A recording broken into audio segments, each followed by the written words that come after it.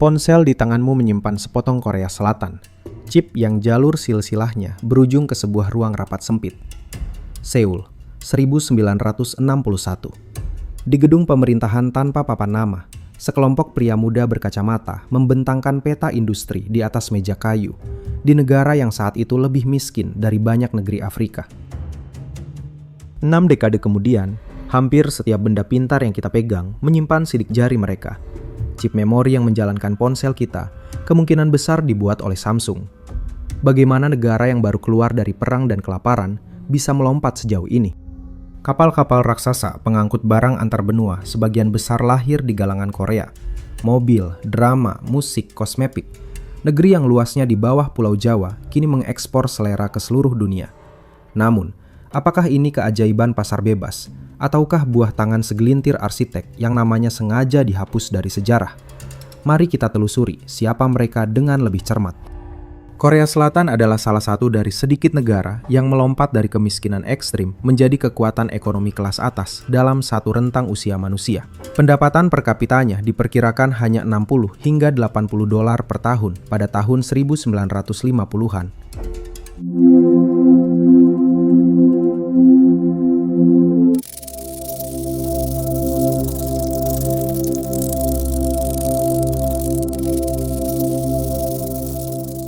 Konon dalam sebuah laporan, negeri ini dijuluki keranjang sampah ekonomi. Pada masa itu, Korea diperkirakan lebih miskin daripada banyak negara Afrika sub-Sahara. Jarak antara reruntuhan itu dan kemegahan hari ini terasa nyaris mustahil. Maka mari kita kembali ke tahun 1961, ke ruang-ruang rapat yang nyaris tak dikenal publik itu. Mereka yang berkumpul bukan jenderal, bukan pula politisi yang berorasi di depan massa. Mereka adalah para ekonom muda, insinyur, dan birokrat, teknokrat, yaitu pejabat yang membuat kebijakan berdasarkan keahlian teknis, bukan pertimbangan politik populer. Banyak dari mereka diduga baru pulang dari studi di Amerika. Selama 2 dekade berikutnya, merekalah yang merancang hampir setiap keputusan besar yang mengubah nasib negara. Sejarah mengingat nama presidennya, tetapi keajaiban itu sesungguhnya dirakit di ruang teknokrat ini. Sebuah kabinet bayangan yang bekerja jauh dari sorotan. Dan pertanyaan yang menggantung di atas kisah ini sederhana namun mengganggu. Apakah sebuah bangsa bisa sukses karena satu pemimpin kuat atau karena sesuatu yang lebih senyap dan lebih tahan lama ketimbang seorang pemimpin? Apa yang sungguh terjadi di ruang-ruang itu? Dan berapa harga yang dibayar untuk membangunnya? Kisah keberhasilan selalu punya godaan disederhanakan jadi dongeng satu pahlawan. Kenyataannya lebih rumit, dan seperti akan kita lihat, jauh lebih gelap. Maka bersama Ruang Makro, mari kita menelaahnya dengan saksama, jujur pada kecerdasan yang membangun, dan pada harga yang harus dibayar.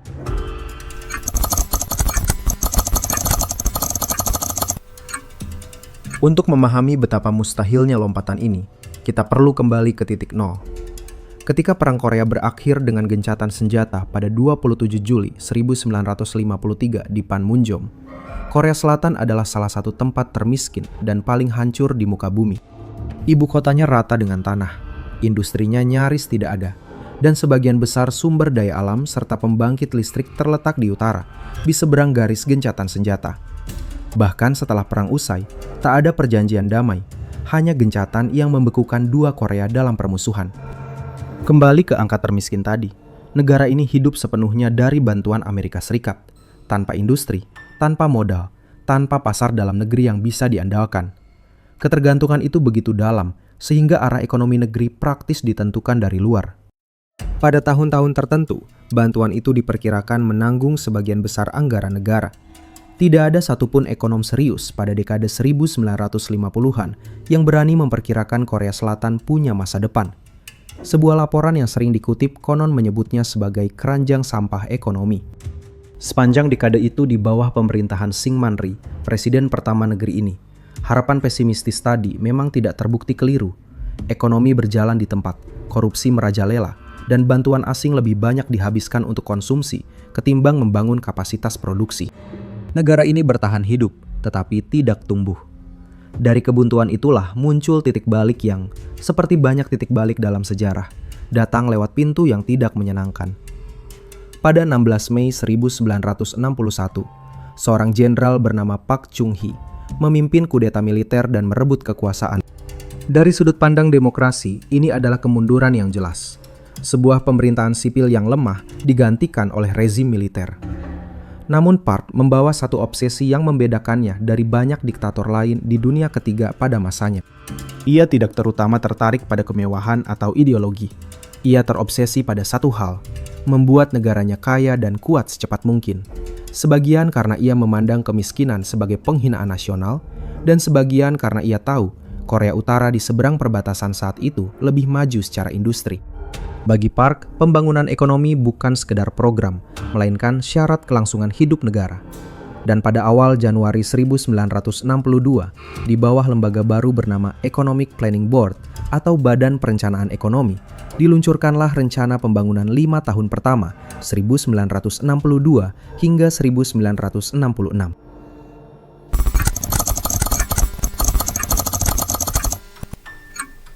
Namun ada pertanyaan yang jarang kita ajukan, sebab badan perencanaan itu tidak diisi oleh Park sendiri, melainkan oleh sederet ekonom dan insinyur muda. Banyak di antaranya diduga baru pulang studi dari universitas-universitas Amerika. Siapa gerangan tangan-tangan yang tak terlihat ini? Ambisi seorang pemimpin, betapapun besarnya, tidak berarti apa-apa tanpa mesin untuk mewujudkannya. Dan dari bayang-bayang nama besar sang presiden, lahirlah aktor utama yang sejati dari kisah kita. Pada Juli 1961, hanya beberapa pekan setelah kudeta militer Pak Chung-hee, rezim baru mendirikan lembaga yang akan menjadi jantung dari seluruh keajaiban ini. Sebuah pusat komando ekonomi yang kelak kita kenal dengan singkatannya EPB. Sekilas ini terdengar seperti birokrasi biasa, namun yang membuatnya luar biasa adalah kekuasaan yang diberikan kepadanya. EPB bukanlah satu kementerian di antara kementerian lain.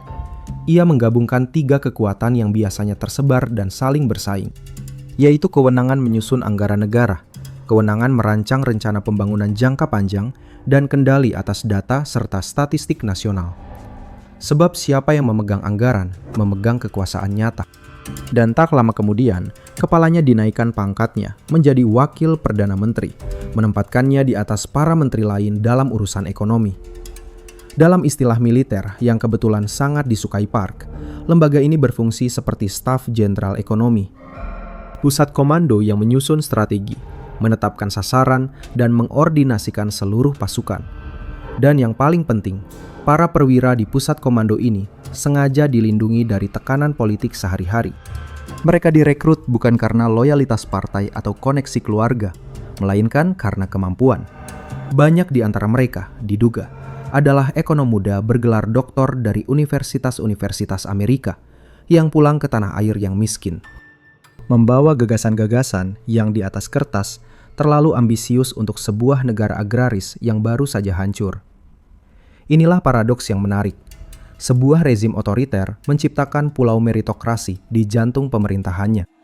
Inilah lingkaran teknokrat yang sejati, bukan barisan oposisi, melainkan para ahli yang tangannya menyentuh hampir setiap keputusan penting, dari anggaran hingga arah industri. Yang memisahkan mereka dari birokrat biasa adalah keleluasaan untuk merancang dalam jangka panjang, melampaui satu siklus politik. Sosiolog Chalmers Johnson kelak memberi nama pada pola ini, konsep developmental state atau negara pembangunan, yaitu model negara yang secara aktif mengarahkan dan mengordinasikan industrialisasi lewat birokrasi teknokratik, bukan menyerahkannya pada pasar bebas. Mari kita kenali beberapa wajah di ruangan itu, sebab kisah ini pada akhirnya adalah kisah tentang manusia, bukan lembaga semata. Ada Chang Kyong, motor penggerak obsesi ekspor Korea, yang oleh sebagian orang dijuluki Tuan Ekspor. Ada Kim Chung-yum, selama bertahun-tahun kepala staf kepresidenan sekaligus menteri, tangan kanan Park dalam menerjemahkan visi menjadi kebijakan, yang kelak menuangkan kisahnya dalam memoir berjudul Dari Keputusasaan Menuju Harapan. Ada Nam Dak-woo, ekonom bergelar doktor dari Amerika, Menteri Keuangan dari 1969 hingga 1974, lalu naik memimpin Badan Perencanaan itu hingga 1978. Sosok yang berkali-kali menjadi penyeimbang, yang mengingatkan tentang bahaya inflasi dan utang ketika ambisi mulai melampaui akal sehat. Dan ada satu nama yang barangkali paling menentukan arah industri Korea, yaitu Oh Won-chul, seorang insinyur yang menjadi sekretaris ekonomi senior di Istana Kepresidenan, yang kelak dikenal sebagai arsitek utama dari lompatan industri berat Korea.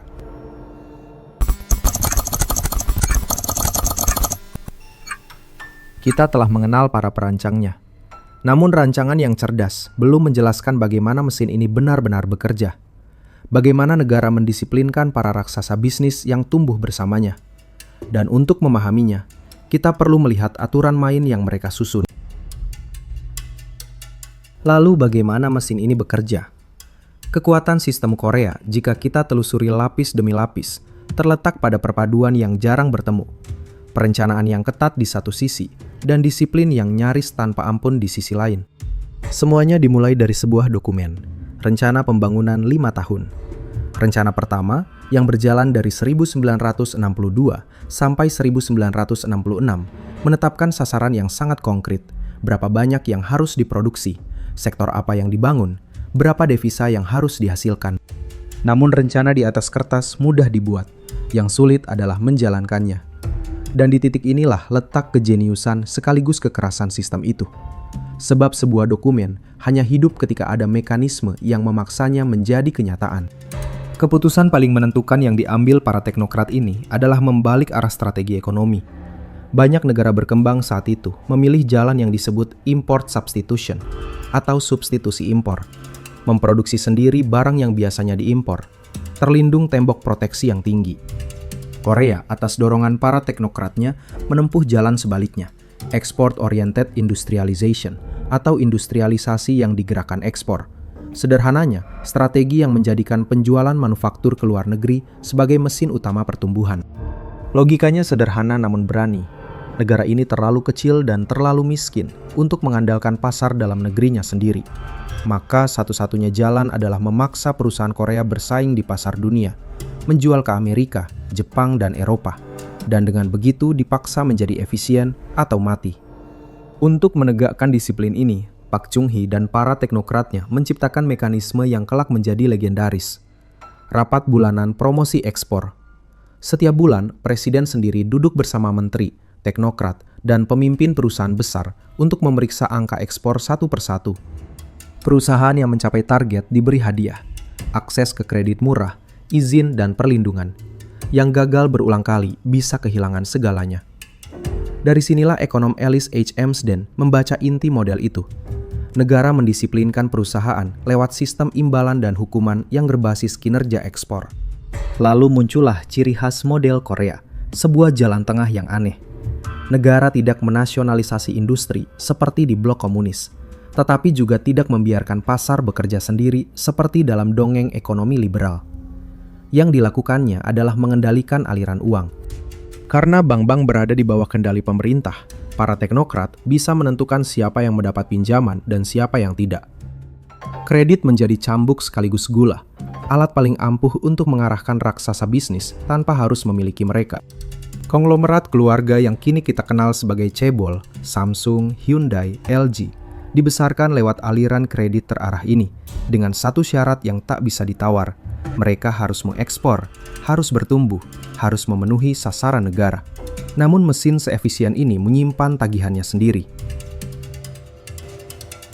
Untuk memahami bagaimana mesin birokrasi tadi benar-benar bekerja, kita perlu meninggalkan sejenak ruang rapat para teknokrat dan masuk ke ruang kuliah seorang ekonom yang menantang keyakinan paling dasar dari ilmu ekonomi arus utama.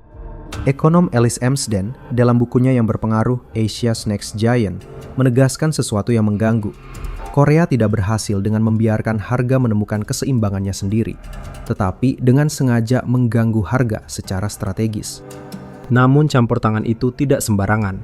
Amsden menautkannya pada satu prinsip yang ia sebut disiplin. Negara memang memberi subsidi dan perlindungan kepada perusahaan, tetapi selalu dengan imbalan berupa target kinerja yang harus dipenuhi. Di titik inilah pembelokannya. Bantuan tanpa disiplin, seperti terjadi di banyak negara lain, hanya melahirkan pemburu rente yang manja. Bantuan yang disertai disiplin keras, itulah yang melahirkan raksasa. Ekonom Korea Inggris Ha Jun Chang kemudian memperluas argumen ini.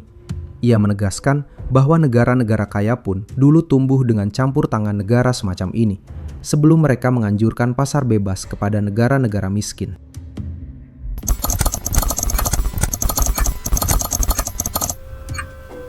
Dengan mesin ini bekerja, para teknokrat mulai mengambil serangkaian taruhan besar yang pada masanya dianggap gila.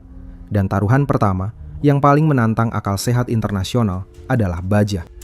Pada akhir 1960-an, Korea memutuskan membangun pabrik baja raksasa di Pohang, sebuah proyek yang oleh banyak lembaga internasional, termasuk Bank Dunia, dinilai tidak masuk akal secara ekonomi untuk negara semiskin Korea. Nasihat itu ditolak. Perusahaan baja negara POSCO didirikan pada tahun 1968 di bawah pimpinan seorang mantan perwira militer, Park Tae-jun, dan dibiayai sebagian dari dana pampasan Perang Jepang. Sebuah taruhan yang dibangun di atas luka sejarah. Bertahun-tahun kemudian, POSCO menjadi salah satu produsen baja paling efisien di dunia. Dan baja murah itulah yang kelak menjadi tulang punggung industri mobil dan kapal Korea. Taruhan kedua menyusul, infrastruktur. Jalan tol Gyeongbu yang menghubungkan Seoul dengan Busan dibuka pada tahun 1970.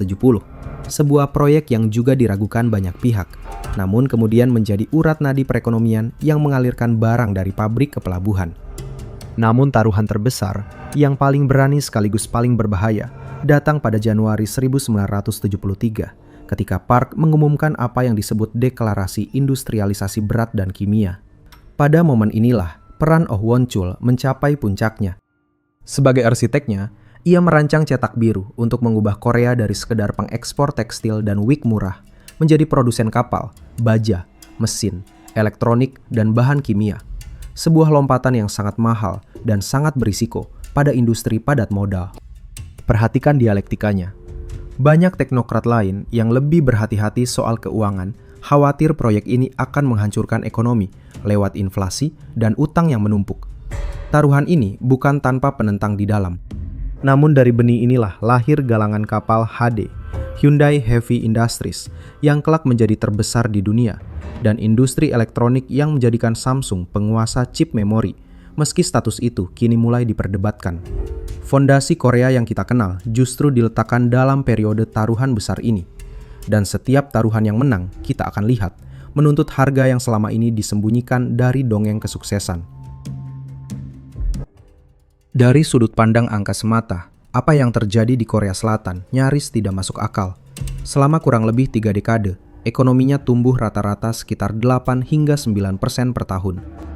Sebuah laju yang membuat ukuran ekonominya berlipat ganda setiap 9 atau 10 tahun. Ekspor yang semula hanya beberapa puluh juta dolar melonjak menjadi puluhan miliar. Sebuah lompatan yang sulit dicari tandingannya dalam sejarah modern. Negara yang pada 1960 lebih miskin daripada Ghana, pada awal abad ke-21 telah menjadi salah satu dari 10 hingga 15 ekonomi terbesar dunia. Dunia menyebutnya keajaiban di Sungai Han. Tetapi kita tidak bisa berhenti hanya pada kekaguman.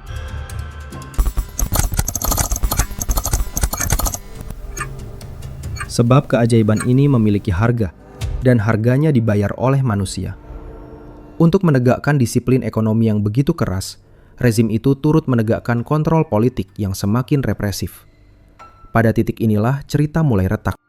Pada 1972, disahkan apa yang disebut Konstitusi Yushin, sebuah kerangka hukum yang praktis melanggengkan kekuasaan seumur hidup dan memberangus sebagian besar kebebasan sipil. Hukum di sini menjadi alat untuk mengunci kekuasaan. Serikat buruh dikekang, upah ditekan agar produk Korea tetap murah di pasar dunia, dan jam kerja termasuk yang terpanjang di planet ini.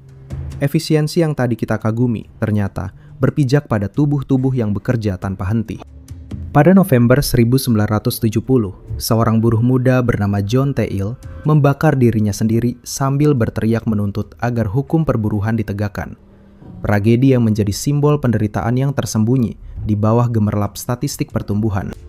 Pertumbuhan Korea dalam banyak hal dibangun di atas punggung buruh-buruh yang bekerja terlalu keras dengan bayaran terlalu kecil, dan di atas kebebasan yang ditangguhkan atas nama pembangunan.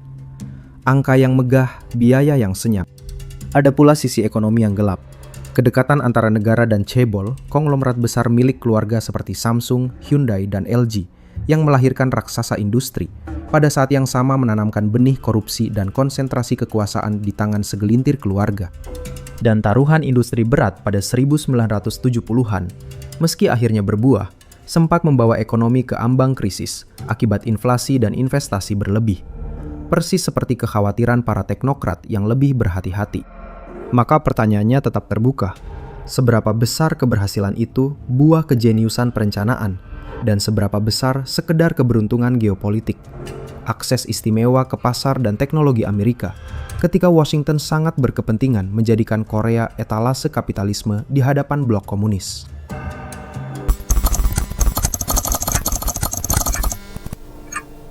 Lalu datanglah akhir yang mendadak.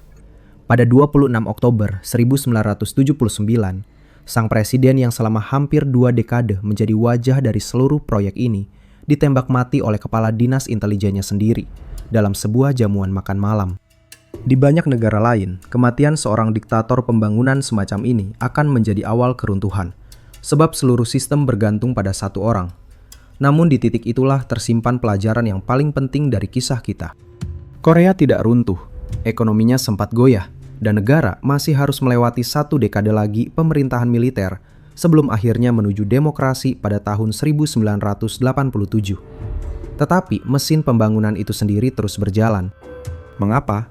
Karena keajaiban Korea tidak pernah benar-benar bersandar pada satu orang saja. Ia bersandar pada institusi, pada kabinet bayangan para teknokrat itu, dan pada tradisi meritokrasi di jantung birokrasi. Bersandar pula pada budaya perencanaan dan disiplin yang sudah tertanam selama 2 dekade. Para insinyur dan ekonom itu tetap ada, keahlian mereka tetap ada, dan lembaga-lembaga yang mereka bangun tetap bekerja. Ketika krisis keuangan Asia menghantam Korea dengan telak pada tahun 1997 dan memaksa negara berutang besar kepada Dana Moneter Internasional atau IMF, sekali lagi teknokrat dan institusi yang matang inilah yang memandu reformasi dan kebangkitan. Inilah perbedaan mendasar antara negara yang sukses karena seorang pemimpin dan negara yang sukses karena sebuah sistem. Pemimpin bisa mati, bisa jatuh, bisa dikhianati. Institusi yang kuat, jika ia benar-benar dibangun, akan hidup lebih lama daripada siapapun yang mendirikannya. Di titik inilah kita bisa melihat gambar utuhnya. Keajaiban Korea Selatan bukanlah dongeng tentang satu jenderal yang mengubah negaranya lewat kehendak semata. Ia adalah kisah tentang pertemuan beberapa hal yang jarang muncul bersamaan.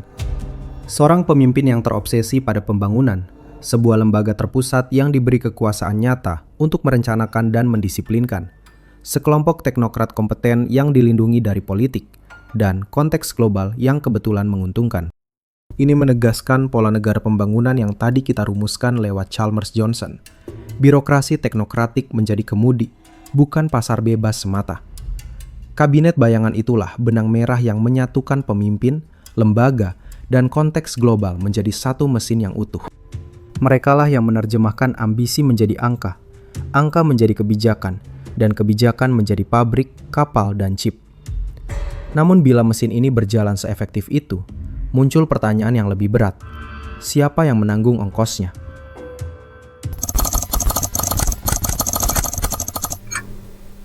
Namun di sanalah terletak persoalan yang paling mengganggu dari kisah ini, yang membuatnya melampaui sekedar cerita sukses untuk dikagumi. Model Korea, kita akan lihat, menawarkan sebuah godaan berbahaya. Godaan itu adalah keyakinan bahwa kemakmuran bisa dibeli dengan menukar kebebasan. Hingga hari ini, banyak pemimpin di berbagai negara mengutip Korea untuk membenarkan kekuasaan yang terpusat dan represi, semua atas nama pembangunan. Tetapi mereka sering lupa pada bagian yang paling sulit ditiru. Yang membuat Korea berhasil bukanlah kediktatorannya. Banyak diktator lain juga represif, sama kejamnya, sama terpusatnya, dan negaranya tetap terperangkap dalam kemiskinan. Yang membuat Korea berbeda adalah kombinasi langka. Kekuasaan yang terpusat berpadu dengan meritokrasi yang nyata, disiplin yang menuntut hasil alih-alih kesetiaan, serta teknokrasi yang cukup dilindungi untuk berani menolak kepentingan sesaat. Perhatikan asimetri yang gelap ini. Represi mudah ditiru. Kompetensi dan disiplin institusional teramat sulit ditiru. Yang satu hanya menuntut kemauan menindas, yang lain menuntut berpuluh tahun membangun birokrasi yang jujur dan cakap. Dan itulah sebabnya begitu banyak yang mencoba meniru jalan Korea, tetapi hanya berhasil menyalin bagian yang menindas, tanpa pernah menyalin bagian yang membangun. Mereka mendapatkan kediktatorannya, tetapi tidak pernah mendapatkan mesin di ruang belakangnya. Maka kisah ini kembali ke ruang-ruang rapat sederhana di Seoul tahun 1961, ke sekelompok orang muda yang duduk merancang masa depan sebuah negara yang oleh dunia sudah dianggap tak punya harapan sama sekali. 6 dekade kemudian, hasil kerja mereka ada di saku miliaran manusia dalam bentuk chip, layar, dan gawai yang kita gunakan setiap hari. Benda pintar di tangan kita kini menyimpan bukan hanya kejeniusan, tetapi juga bayangan harga yang dibayar. Kita mengenang para pemimpin besar karena mereka berdiri di panggung, tetapi mungkin sebagian besar sejarah ditulis oleh mereka yang tak pernah naik ke panggung sama sekali. Para teknokrat, perencana, dan insinyur yang bekerja di ruang belakang. Maka pertanyaannya mungkin bukan lagi bagaimana bangsa miskin bisa menjadi kaya. Jika keberhasilan sejati terletak pada seberapa cerdas dan seberapa jujur orang-orang di ruang belakang, apa yang benar-benar kita cari ketika kita mengagumi pemimpin yang kuat?